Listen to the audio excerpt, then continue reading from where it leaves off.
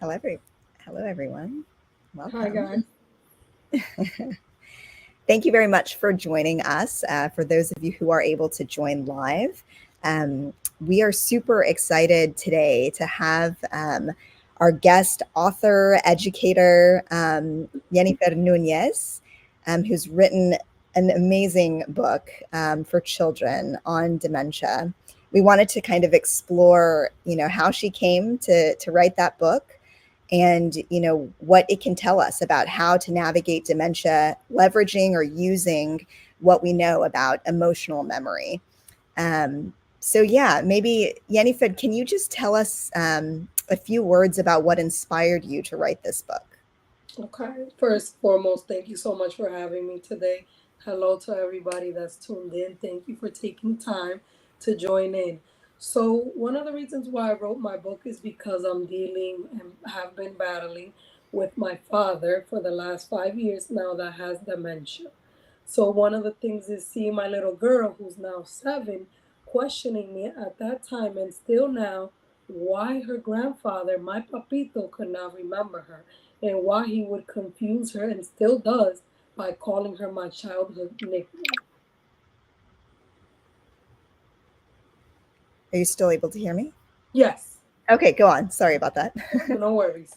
So that's what really motivated me and drove me to write this book because I think not only as a school counselor, but I think it's important for us who have those younger children to be able to explain what is dementia and how it affects us, as well as every time I searched something, it was hard for me to find any type of children's book that would be able to articulate and help my daughter understand what was going on. That's wonderful. So it was he was living with you and your daughter. Yes. So currently, my father lived in the US for the last 8 years, and then I decided to send him back when I could not, the cost effective. I couldn't get a nurse. I work 2 jobs currently now. So now he's currently living in Dominican Republic at our house with 2 attending nurses. Wonderful. I think somewhere here we had written down for ourselves just to remind us some of the important themes that I think we wanted to touch upon, the objectives of our interview or our conversation today. I don't know if we can pull those up for a second. And we just touched upon them, right, in our brief introductory couple of minutes there. One is to kind of understand the role of emotions in memory and in dementia. Another is to think about some strategies, and I'm going to ask you here with your lived experience, Yenniffer, about what you have figured out works as a caregiver who's doing that job remotely, right? And specifically transnationally. So that is very complicated. It can be very complicated. And then also to learn a little bit more about the book, right? And I think we're going to be rolling in things about the book throughout the conversation of the first two objectives. Mhm. Um, so yeah, I guess on the first point, we can bring it back to our screen so that folks can see our faces and we can see each other again. Um, I should ask you, I guess, like in writing the book, did you learn anything specifically about emotional memory? So, one of the things in writing my book that I learned is it doesn't matter how aggravated you get with a patient that has dementia or Alzheimer's. It's sadly it's repetitive. You need to repeat and you need to explain things 1,000 times. So one of the things that I learned is being able to not be angry at my dad for forgetting me or for asking me things 1,000 times, especially when he used to, because now he doesn't, he's medicated. He used to get very aggressive. One of the things too in emotions that I learned is you should not be scared because you have to remember your family member, whether it's a grandparent, a parent, an uncle, aunt, whoever, even a stranger in the street, you have to be patient. Mm-hmm. Sadly, we have to be patient. Sometimes, I still cry when I'm trying to my so Over last month, I went to Dominican Republic. I try to go 3 times a year because one of the things I also learned is they need to see you. So my dad will come back in and out, but when I was out there, most of the times he thought I was his wife. Mm-hmm. So Mm-hmm. it's something you need to be calm, accept that, and go with it. But there you go with it. That's the proper word that I want to say. You have to go with it, unfortunately, Mm-hmm. because it's a battle that even if you try to correct, they're gonna continue like, no, you're wrong. Right. And how have you learned to kind of navigate that, to manage that, um, in maybe like accessing kind of the emotional piece of it, right? To making an emotional appeal to him. Do you know what I mean? Like, because that can be very frustrating, right? So like how have you figured out how to do that? I'm still learning. I'm not gonna say I've mastered it because there's sometimes when I get so my father was a heavy smoker and a drinker before, and sometimes when we're with family, if we're having dinner and I might want to have a glass of wine, he's persistent where he wants a glass of wine. He won't ask, he'll just grab. So one of the things I've mastered with that is we won't drink around my dad. Now another thing that he does is he always wants a cigarette, whether he asks you for a cigarette now, he'll ask in 2 seconds again, and he'll say in your face, you never gave me a cigarette. So one of the things is I have to be calm and collective, and another thing is I need to be stern, like, no dad, I just gave you a cigarette now, you have to wait an hour. And I try to do things with him that will make him forget before he asks again, like, I'll let's go for a walk, or let's go watch TV, or I'll try to put him in a conversation where it's something he'll remember, because my dad is still verbal. Mm-hmm. Sometimes it is hard to understand him, but he's still verbal. Mm-hmm. And that is, something that we all, I think, who are kind of further down this road. In my case, I've had so many people impacted by this disease. I've seen it at every stage. And as the disease evolves or advances, we see people losing their ability to communicate verbally, right? But as you beautifully illustrate in your book, you can still connect with them emotionally, when they lose their memories, right, of things that have happened in the short term, and eventually even longer term things get lost. They can't remember necessarily names or the specific details of things that happened. That emotional memory, right, that feeling of that particular event, or the kind of relationship with that you have with the person in front of you, that remains, right? Yeah. That was amazing for you to show us that through pictures and through story, with your daughter. Do you have any specific anecdotes, like any stories that you can share about your daughter in particular, and how she interacted or interacts, with your father, where she kind of uses that in order to connect with him? So yes, I do. So when I brought her along on this trip because, like I told you before, I'm having a change in jobs and whatnot. And when I went the last 2 times, I did not bring her because usually I'll bring her once a year, especially in the summer, but I hadn't brought her, so I brought her. And this time around, I noticed with her care and the way she would speak to him, like, no, Papito, come on, Papito, like, Papito. There was times when sometimes we'll leave the door open because he thinks that's not his house. He understands where we live. I grew up in that house, but Mhm. he's saying I need to go to my parents' house. Like, open the door, I want to leave. So one of the things that with my daughter Amelia is she's so good with him because she'll like hold his hands and will say, no, Papito, this is your house. Like, this is where we live. Mommy and you bought this house. So one of the things that I'm thankful for, and it's that Amelia sees the compassion and she'll also explain to him, like, no, Papito.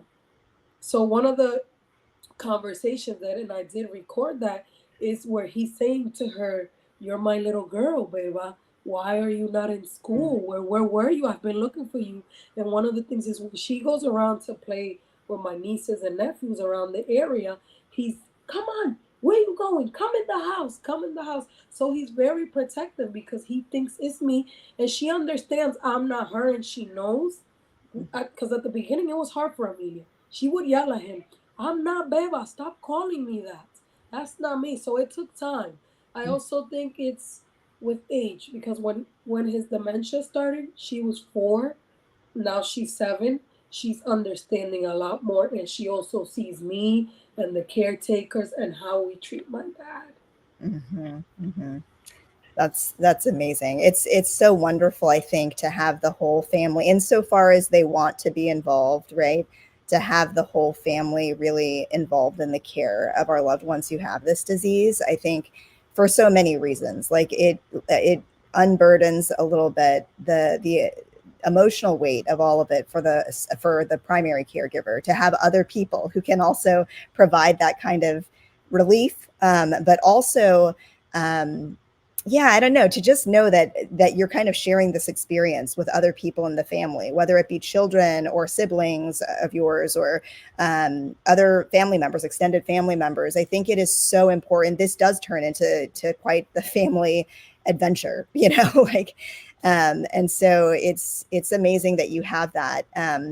I wanted to say, just for the folks listening, because you may have curiosity about this, um, there are different kinds of memory, right, that we think about. There's the memory for explicit, like, things like names, events, dates. Um, and then there is more implicit memory, right? And we think over the years, in neuroscience, right, in the study of the brain, more and more, that there is this place for how emotions actually engage with all kinds of memory that happen.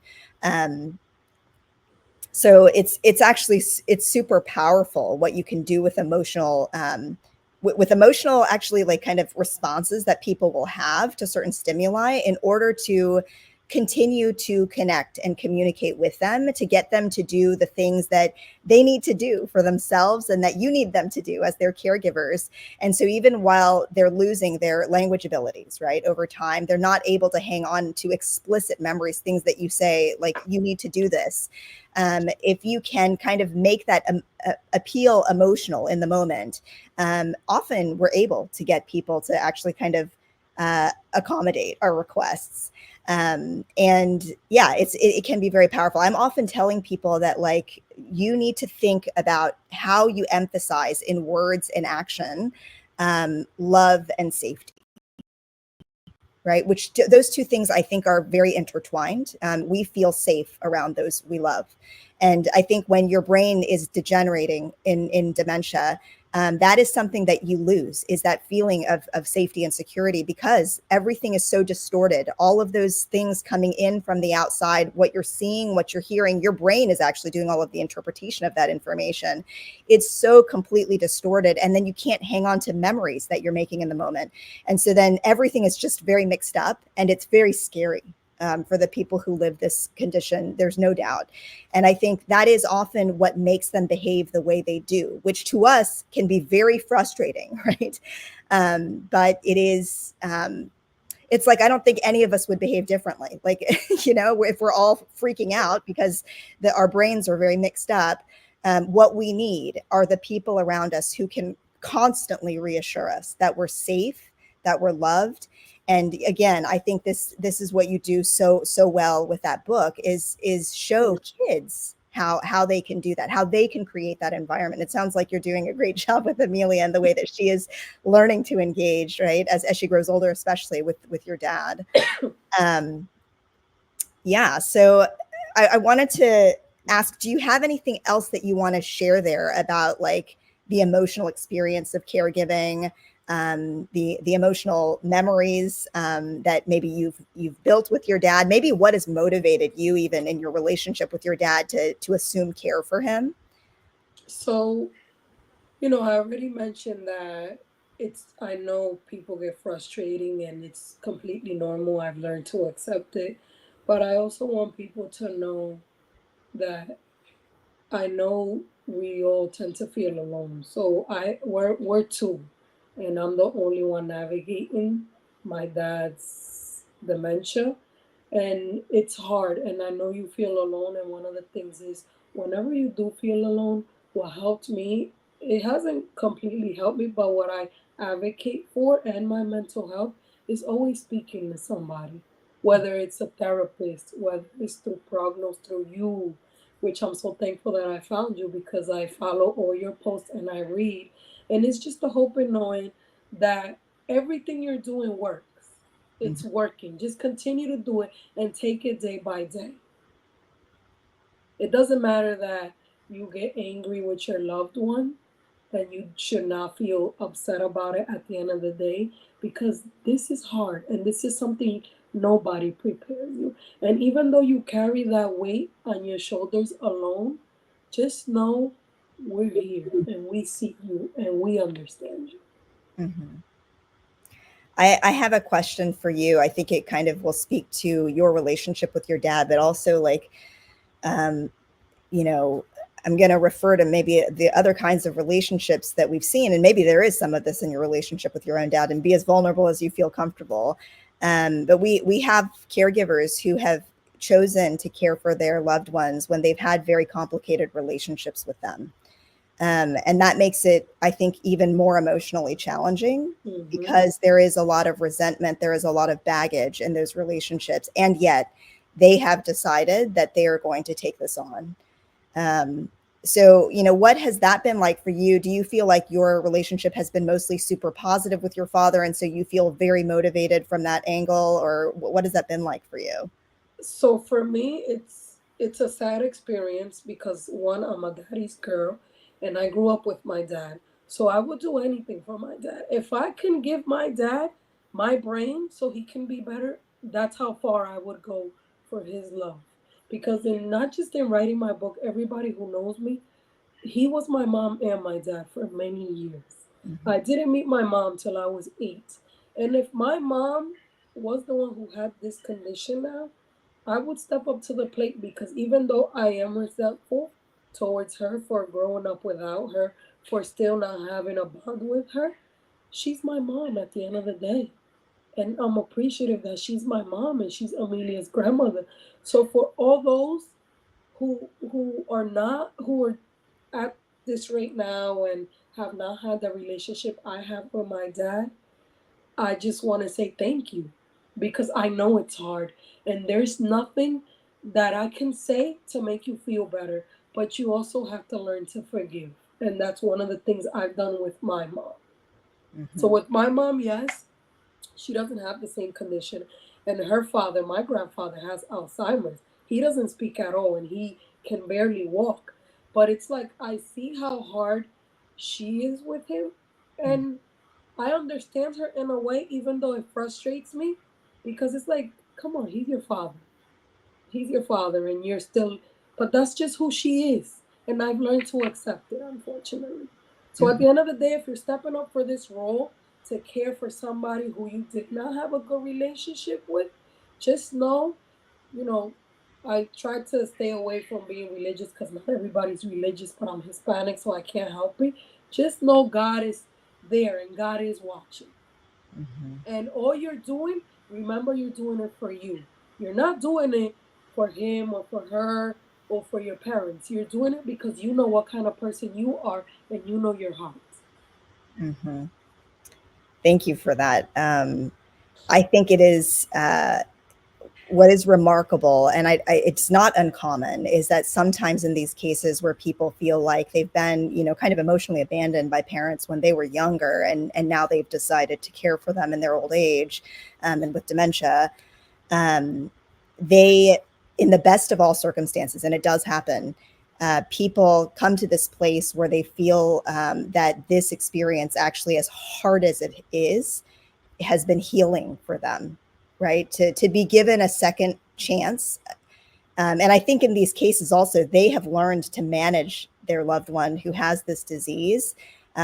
Because again, it is so common for people to have these behaviors that are very difficult, right? Like the aggression, the agitation, um, and they've learned to manage it in such a way that probably accessing emotional memories, right, and emotion in general, in order to kind of approach and to engage, to where they ultimately are at a place where they feel the experience is healing, which is so remarkable to me, because without it then, right, without this thing that I would probably not wish upon people if I could help it, No. right?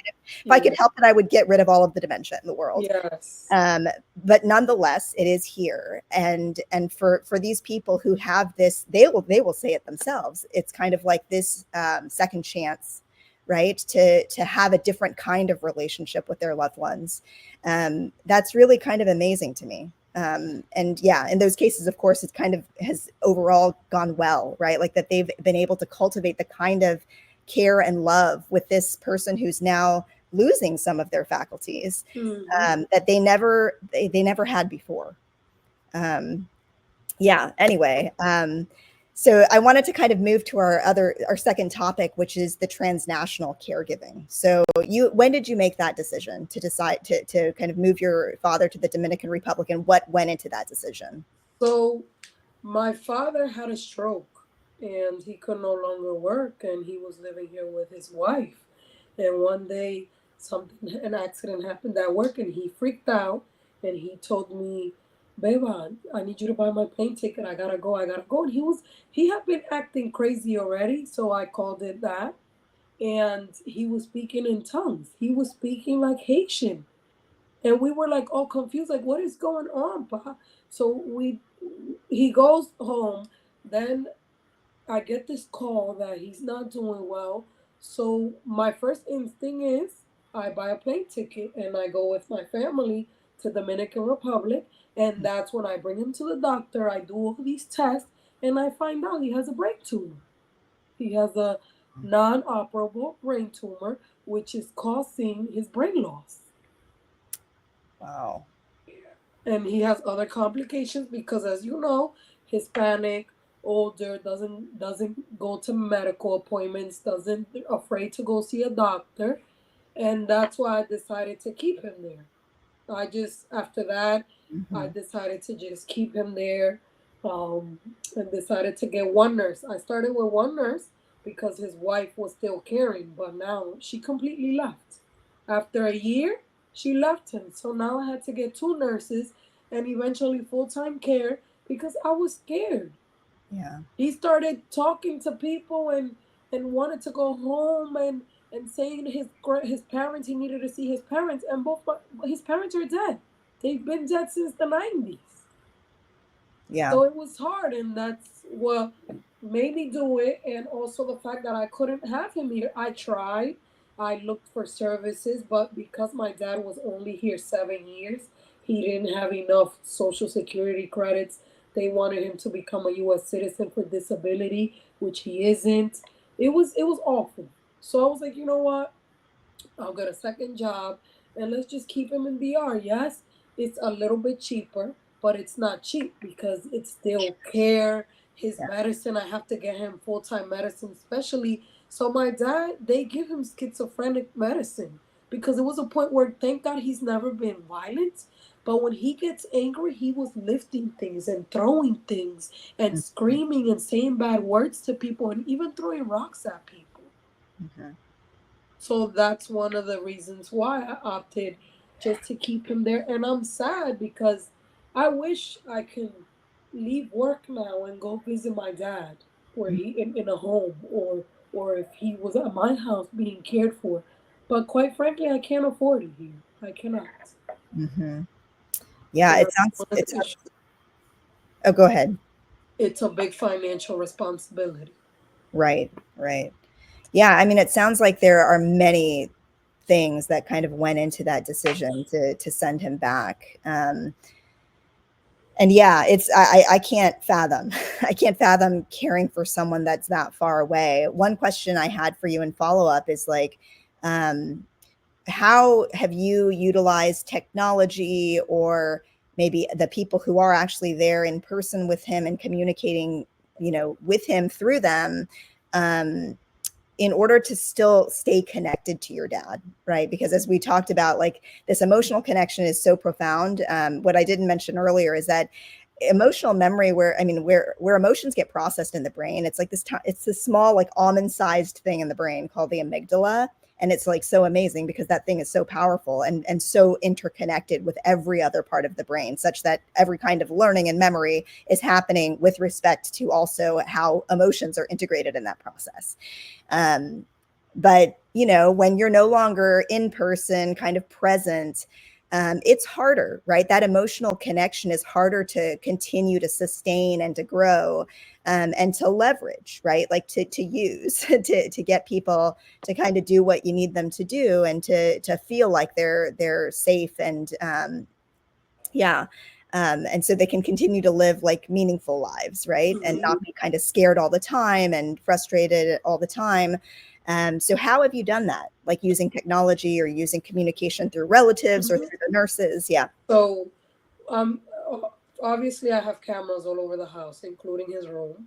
So I get to keep track and up to date on what's going on at home, if how long he's sleeping. I'm thankful for that. And one of our go-to is via WhatsApp, where I talk to a caregiver every day.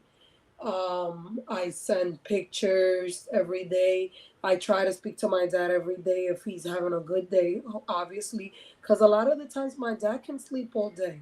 You have to wake him up most of the times. So when he is awake, um, I try to speak to him via WhatsApp. I communicate through there.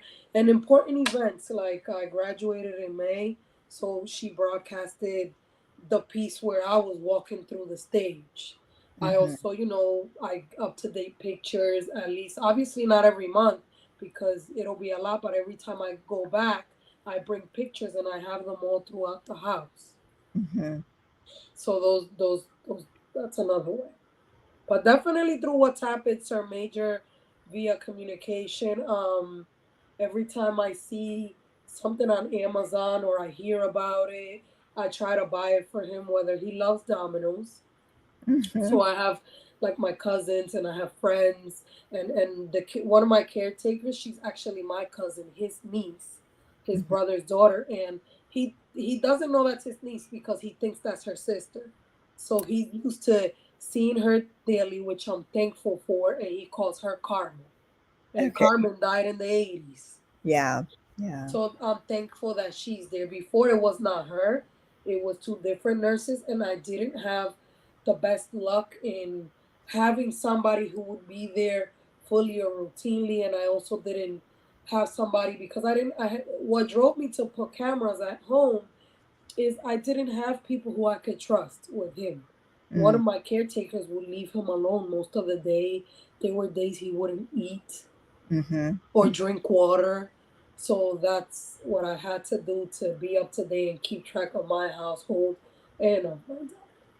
Yeah, I mean that is, I think, one of the biggest challenges when we kind of when we're working with other individuals who don't necessarily have that connection with our loved one. And that's not to say that like paid caregivers don't connect with our loved ones, especially I think ones that have been around for a while.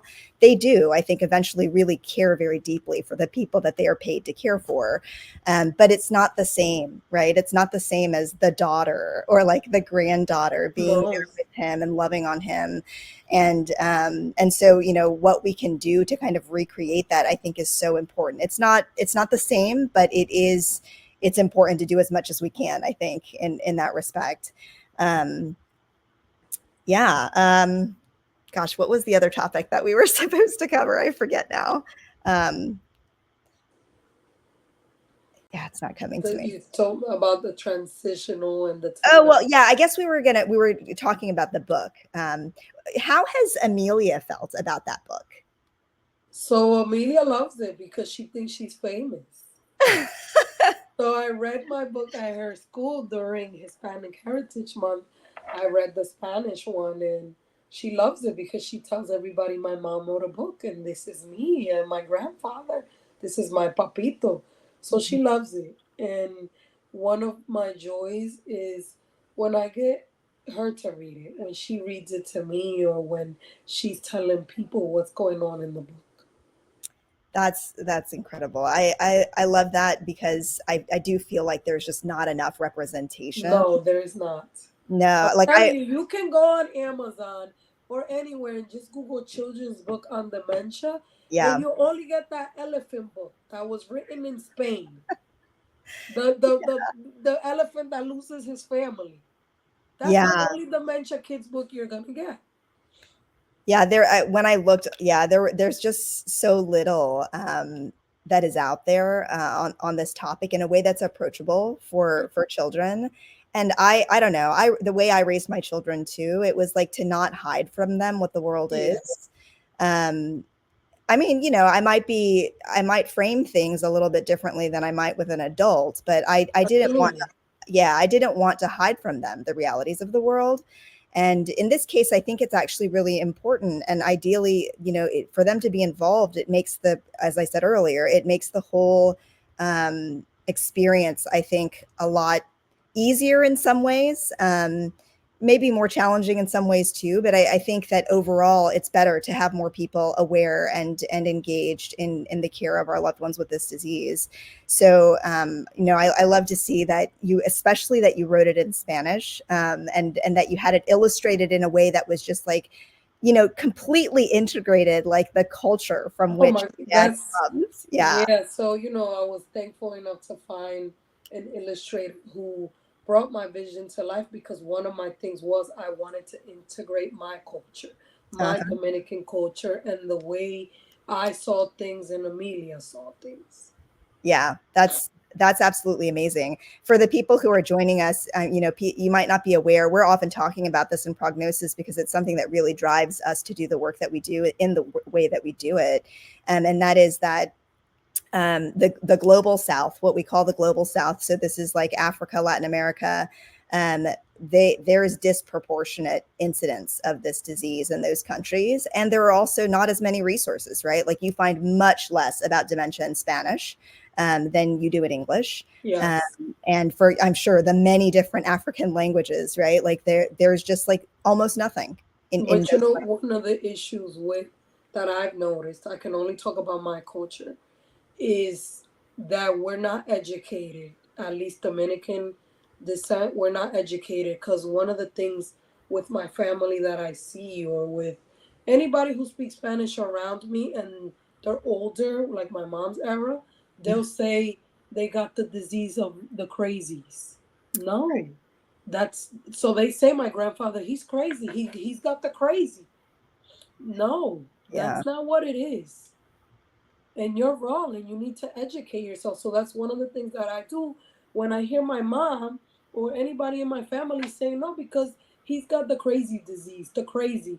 I'm like, no, that's not what he has. What do you feel? I have kind of my own thoughts on this too, but what do you feel is the danger in that? The danger in not knowing what it is exactly that's happening and to call it that. So the danger in that is that you'll never accept the person who, whether your loved one is sick, and the fact that you won't accept what they're going through, in the essence that, let's say they're being um aggressive, like I told you my father used to be. So Mhm. because he's being aggressive, you're not understanding that he's sick. It's Mhm. not that he's crazy, he's sick. He needs medicine. They're losing their memories. They're like a baby who doesn't speak, basically, Mhm. or somebody who's mute and blind or can't hear. That's all I think. When I see my dad and I'm looking at him, or even my grandfather, for the instance, when my grandfather doesn't speak, my grandfather will look at me and I look at him and I'm saying, "Hi, Papa, how's your day?" And he's looking at me and he'll just laugh. That's all he does all day. "Papa, did you eat?" He'll laugh. "Papa, what did you do today?" He'll laugh. "Papa, do you know me? Do you remember me?" And everything is a joke to him. So for somebody who's not aware and who doesn't understand and doesn't comprehend, you're probably, let's say my grandfather was outside in a park bench, and you don't know he has Alzheimer's. So you're seeing this man and either he gets aggressive or he starts laughing. You just think this man is crazy and you're just gonna walk away. One Mhm. of my biggest fear is that the door at my house will be left open and my dad will leave. Mhm. That's the only thing that I can think of. So one of the biggest things that I'm always heavy on is leave the front door locked. Mhm. So we have, like, the metal in our countries, we have metal doors. I mean, it looks like a jail cell, but that's our custom. So he's able to sit in the porch with doors, but they're locked, literally with a key. Hmm. They're hard bars. So one of my biggest fears one day, so when I'm home and I have to run across the street to the little supermarket or the little store that's in the front because I need something to make dinner or lunch, I close it. Or if I ask him, Puppy, let's walk together. Because I'm scared that while I go across the street, he's running out because he's assuming this is not his house. That's my biggest fear, especially in Dominican Republic because it's so big. And even though over there I do have like a little bracelet with his information, people don't know. They're gonna look at that bracelet and assume let's just take it and sell it. They're not gonna care that it has my phone number and hi, I have dementia, please call this number. They're not educated enough to know that. Right. Because yes, my father's still verbal. So Yeah. that's one of And I think, the major issues. right. I don't know if what you mean to say also is that, like, if he were to wander off that way, that people may just think he is kind of out of his mind, right? Like, and to not And understand. want to harm him too.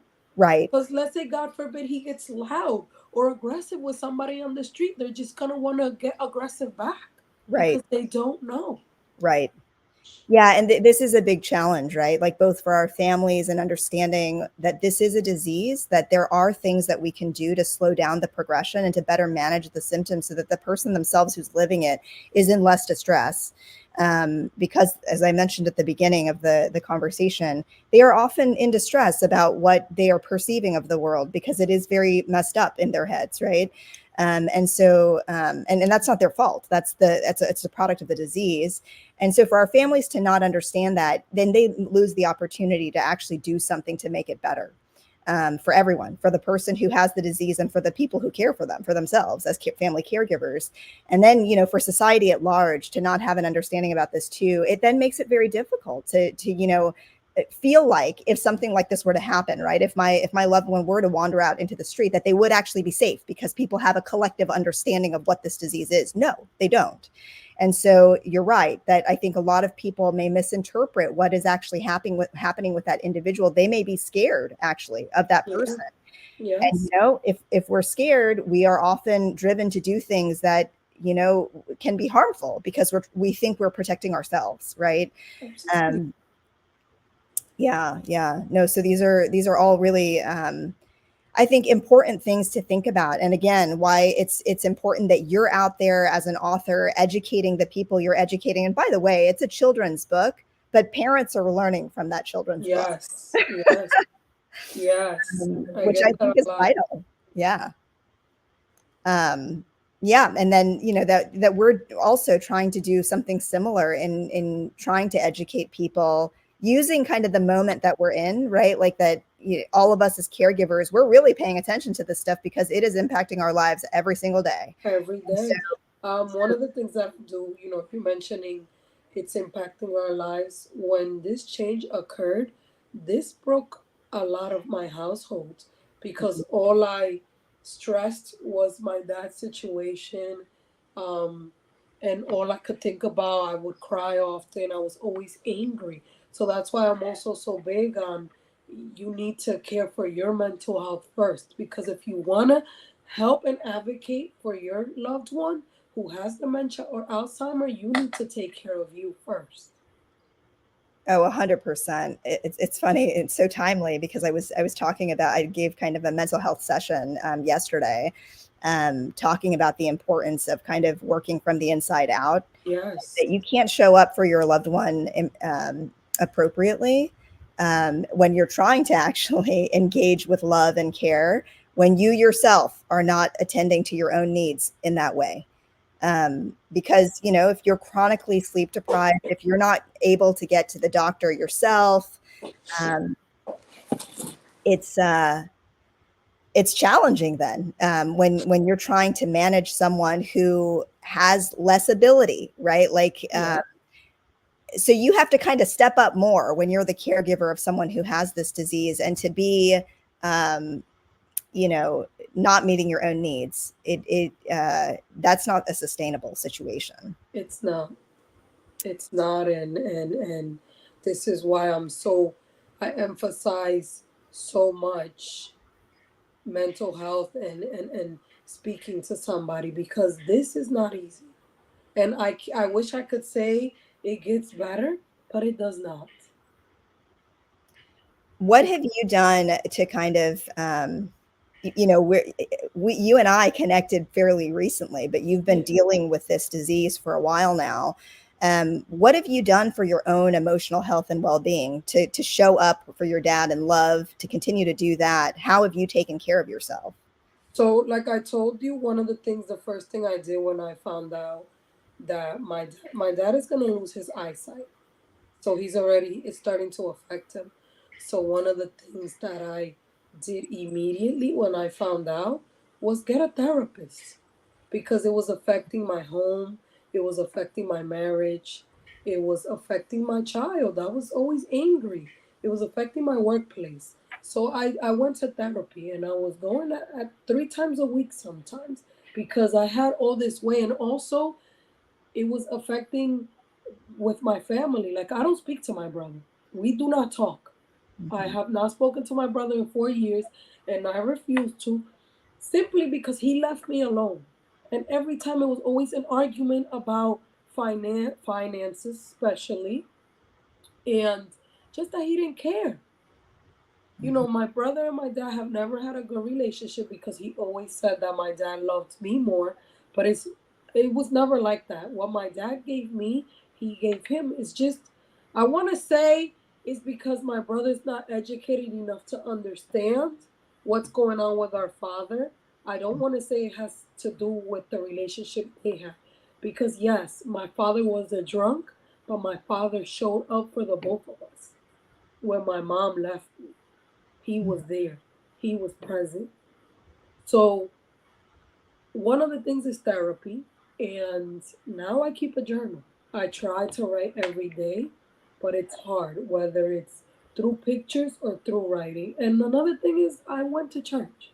I've been going to church the last 4 years now. Mhm. I I needed God in my life, and I need to admit, I'm not saying I'm religious to the point where certain people want to say, I'm going to knock at your door, please come to my church. No, but I'm religious to the extent where I pray at night, where I thank God for all my blessings and for my father's house.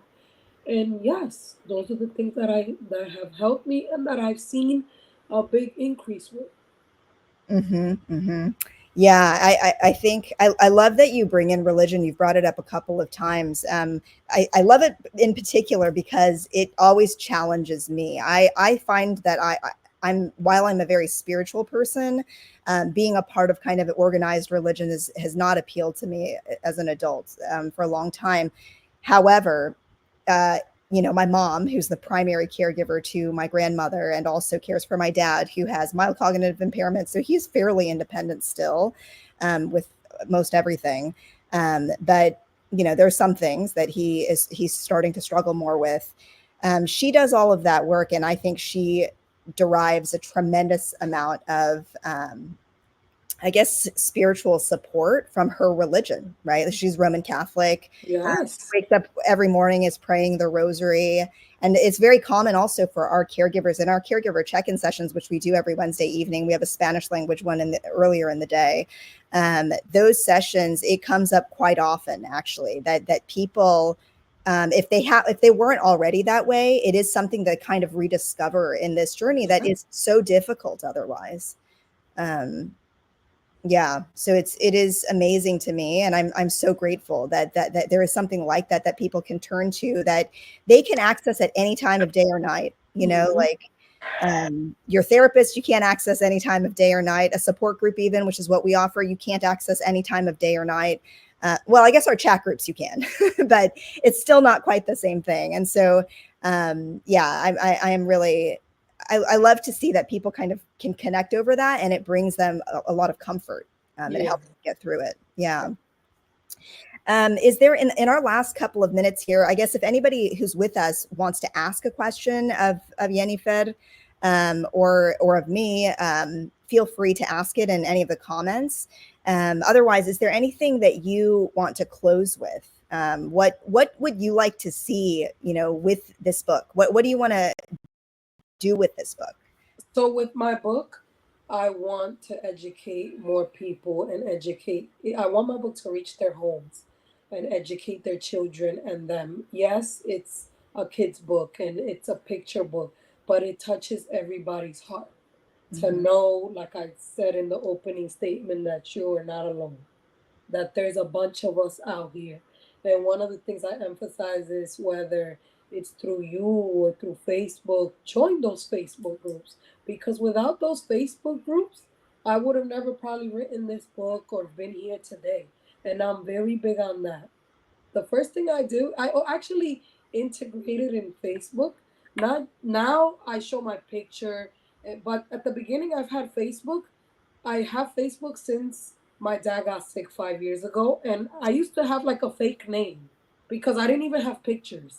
I Yeah. didn't use Facebook because I didn't want to have all these social media pages. It's now that I just put my picture and my real name, but I just had it to be in these Facebook groups for dementia, Mm-hmm. for these readings, for these meetings to help me cope.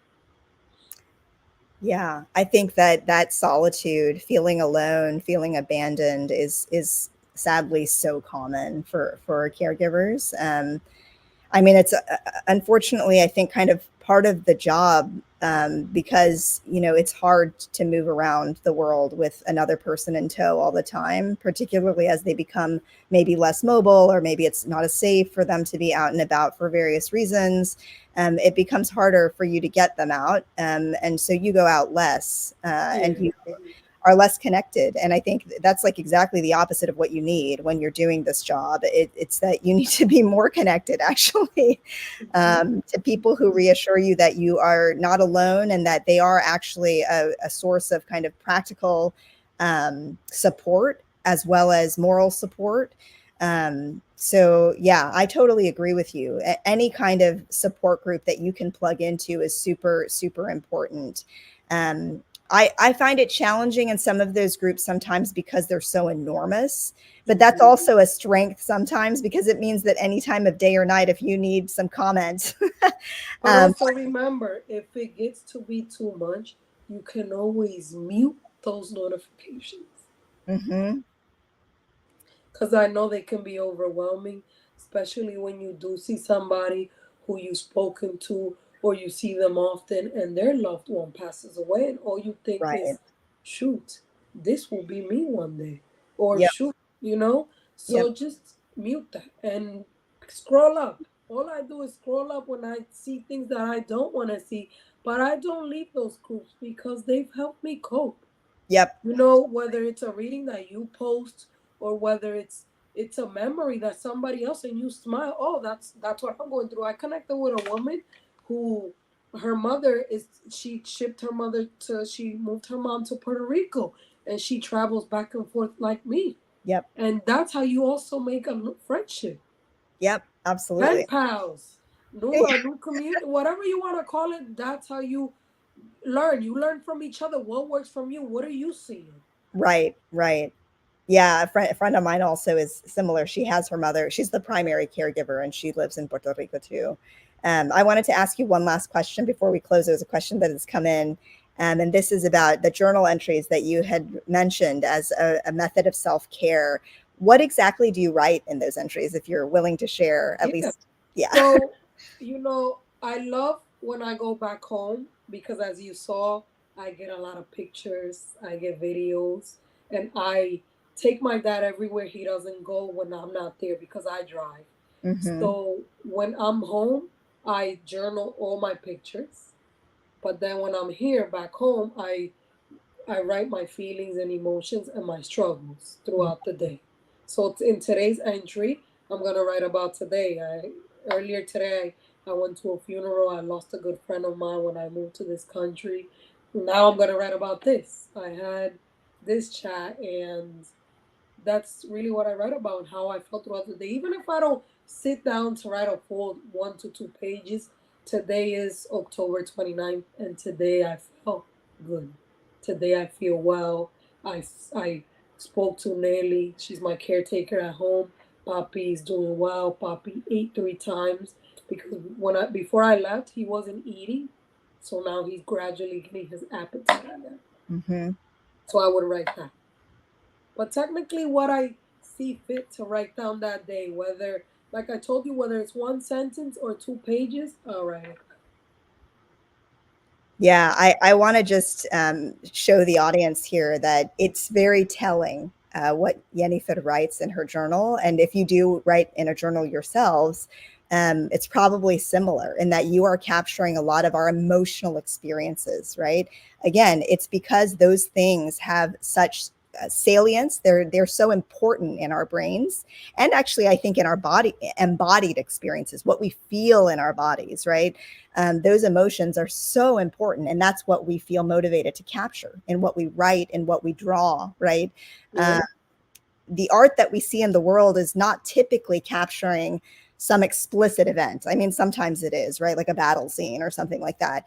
But even there, it's, if you look closely, it's capturing the emotion of that experience.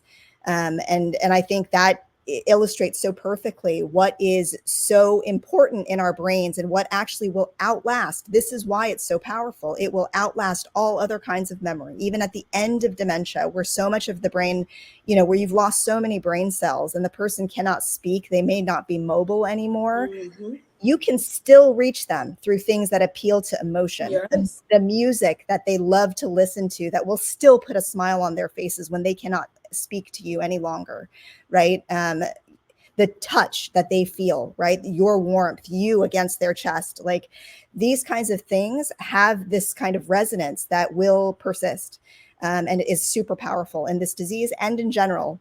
So anyway, I wanted to kind of close us there. Thank you so much for joining us. We're very excited to hopefully have you on soon again in Espanol. We'll have my adoptive sister Natalia, who does some of our Spanish language interviews, doing that event with you. So stay tuned para los que hablen español. Vamos a tener una entrevista en español en una semana, algo así.